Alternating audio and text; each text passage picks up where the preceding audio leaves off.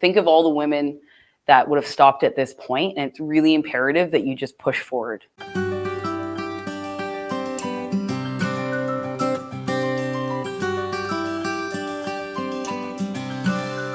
My name is Jennifer Seberras, and I'm the founder and CEO of Simplify Supply Chain Solutions. Yay!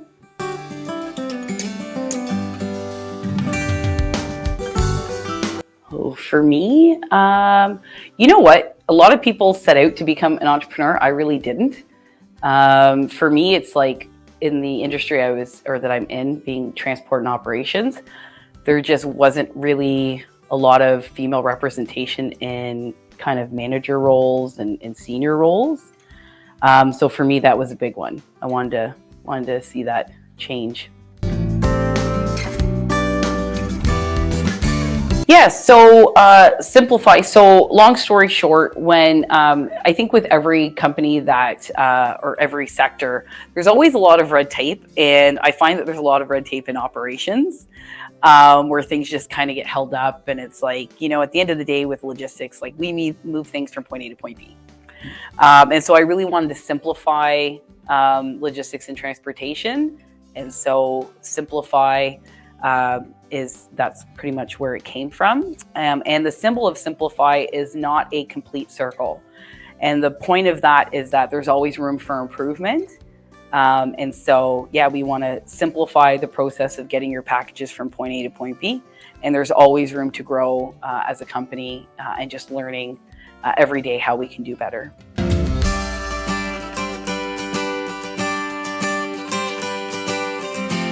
Oh man, COVID was insane. Like the last 2 years was absolutely insane. I'm really lucky. I've had a great set of team with me. And so we really achieved incredible milestones that, to be honest, that we didn't think that we could probably achieve. But when your feet are to the fire, you really just work really, really hard and get it done and work as a team unit. So that was a big thing. But even with growing, it really showed me that, growth is great, but it's also really important to see what's important to you, right? The culture, the organization, are the people in the right places? Just going really hard at it, but also remembering is this growth kind of something that we want? And are we growing properly?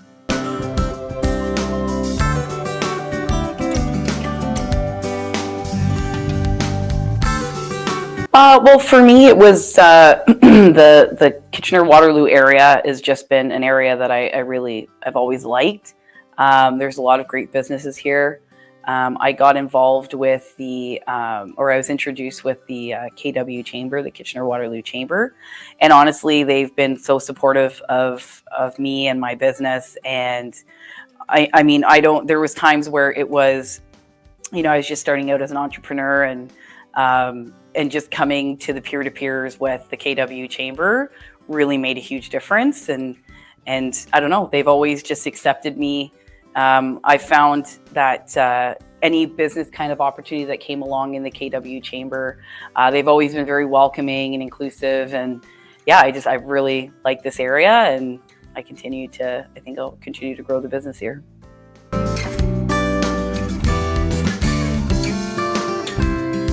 Well, to be honest, we grew exponentially. And for me, building a positive culture was extremely important. And so when we grew to the height of what we were, I made a conscious decision to kind of scale Simplify back down. I learned a lot of lessons in growing quite quickly at that speed.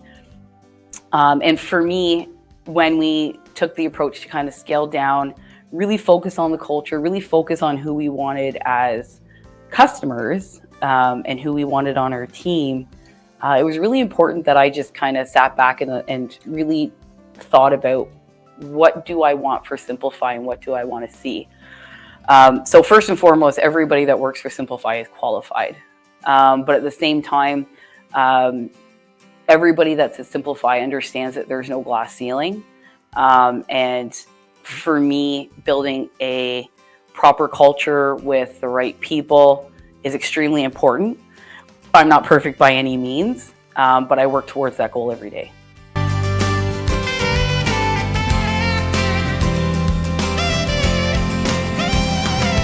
Oh man, how do I define success? Success for me, and I'll tell you both, professionally and personally. So success for me professionally is making sure that my team members know that Simplify will be here tomorrow, next year, 10 years, 100 years from now. That's personal success for me. I don't run my business on finances. Like, obviously you have to have money to run a business, but to me, business, finance and business and success don't equate for me. So for me, it's really making sure that, that my team's happy to come into work every day, and that our customers are happy with our service, and that our team likes dealing with the customers that we have and interacting with them. That's professional success for me. Personal success for me is honestly just being a good role model to my kids, my daughters, my nieces.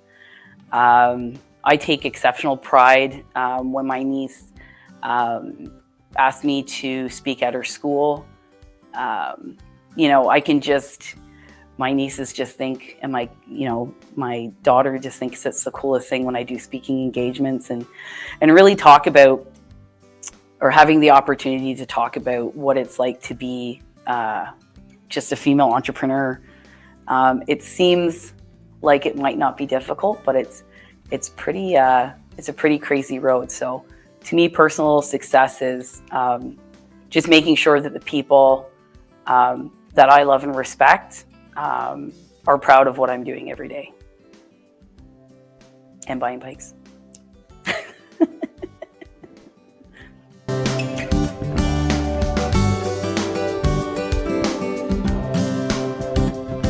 Oh man, do you got hours and hours of time? I've experienced a lot of, you name it. Honestly, I can tell you from the beginning of my journey in logistics, I remember being called into the human resource office of a fairly large company because the HR lady told me that people were offended that my hair was out. And it was I really took it back because, and we're not talking about 50 years ago, we're talking like 15, 20 years ago, 18 years ago. And it really threw me back because, being, an individual who is half white, half black, I took offense to it. And that is, and instead of just being angry at it, I make it a point to always have my hair out when I do things like this. And when I'm speaking, because I believe that representation is extremely important. Visual representation is extremely important. So, aside from the challenges of just being a female, in my industry, whether it was being, when you're expressing your opinion and having somebody kind of completely dismiss your opinion, or having to work, 10 times harder, being called aggressive because being a black female intimidated people for some reason. Honestly, I've honestly dealt with a lot of adversity in my field, but I was very, very lucky to grow up with a mom who, honestly, from the day I was born, my mom used to always say, Jen, there's people that will love you and hate you in this world. As long as you love yourself, that's all that matters. And literally, that's one of the first things I remember my mom telling me, aside from she loves me. And so for me, I never had an issue with my confidence. So whenever I faced adversity, I just continued to push through it.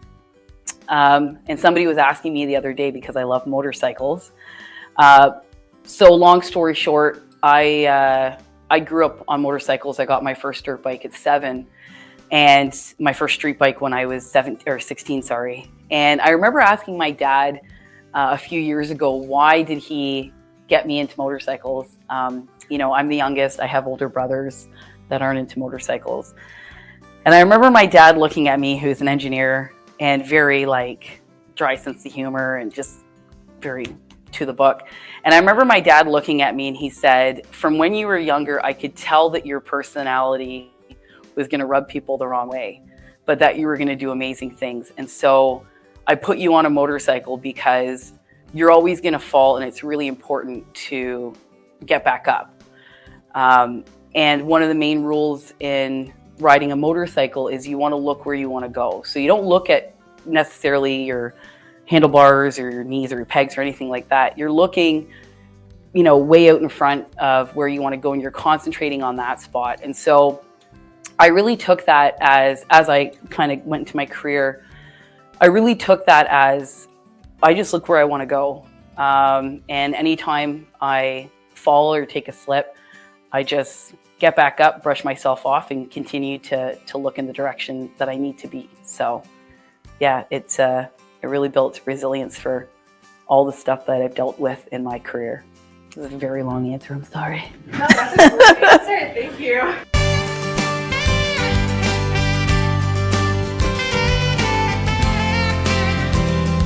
Oh man, I'm gonna get emotional. I'm not an emotional person. My mom was an incredible person who always made sure that we were always proud of ourselves and we continued to push ourselves. And like I said, one of the first things I remember my mom saying to me is, it doesn't matter as long as, people will love you and people will hate you in this world. And as long as you love yourself, that's all that matters. And that honestly built an incredible amount of confidence in me. At times, confidence I probably shouldn't have had. But it built incredible confidence in me that honestly, a lot of things that probably should have set me back in life, it really didn't. So I was really blessed to have a mom that was just incredible. My aunts, I have a whole bunch of aunts, and they range from just amazing people. On my dad's side, all of them are PhDs, so whether they're engineers or doctors or nuclear physicists. And then on my mom's side, that are nurses, and just honestly, just amazing people. I always grew up around very strong women that didn't shame us for speaking our mind. And I remember my mom used to always say, if you're going to talk with confidence, so know what you're talking about.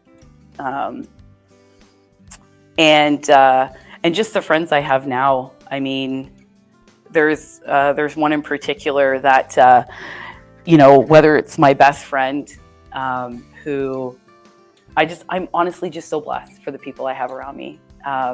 There's women that I still aspire to be, or to be like. I mean, I don't know, most people know who Maya Angelou is. I have her poems all over my office. So I've really been lucky to have some pretty incredible people, pretty incredible women in my life.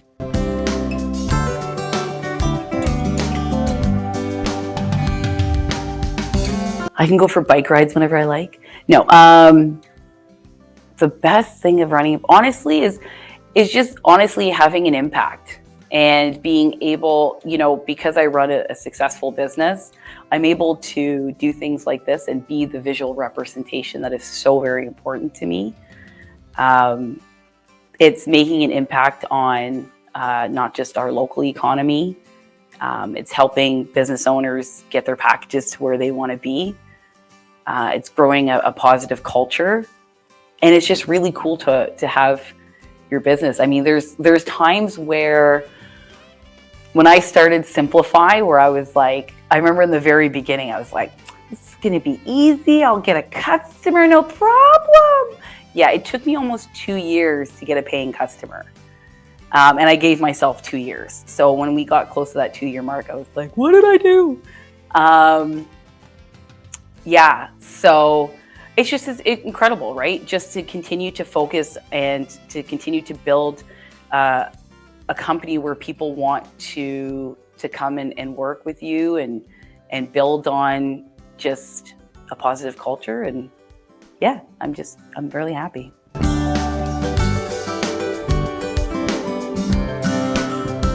Well, for me, I always use the 5 why rule with anything. So essentially ask your question, Ask yourself the question on why you're doing something, and with each answer, ask yourself why to get to the root cause of why you're truly doing something. And then in tough times, really hold on to that and push through it. My mom used to say, think of all the women that would have stopped at this point, and it's really imperative that you just push forward. And usually when we remember why we got into it in the first place, we tend to kind of, if we fall, we brush it off and kind of get back up. And the other thing would be just do you, right? Do the best that you can. You're going to set milestones for yourself, but realize that those milestones are always changing, and don't be hard on yourself.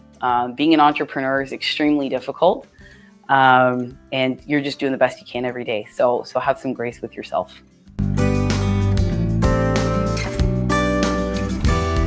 Ambitious, feminine, and trustworthy.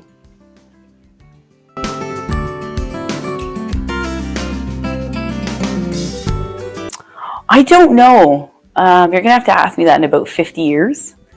I think just being humble, don't get too big for your bridges. Always remember why you started your business. Always remember the people that helped you start the business, because nobody starts anything by themselves and they don't achieve anything by themselves.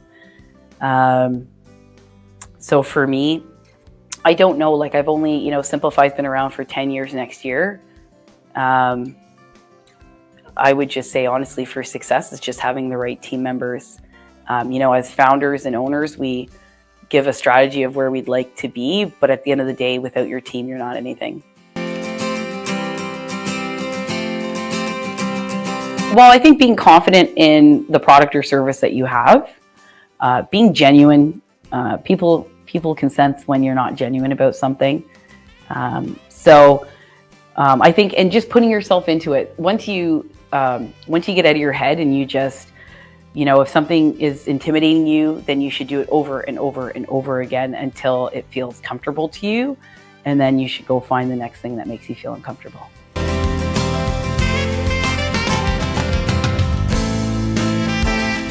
Surrounding yourself with people that have more experience than you and have more knowledge than you, asking a lot of questions, and just continuing to want to grow every day to get better in the field that you're in.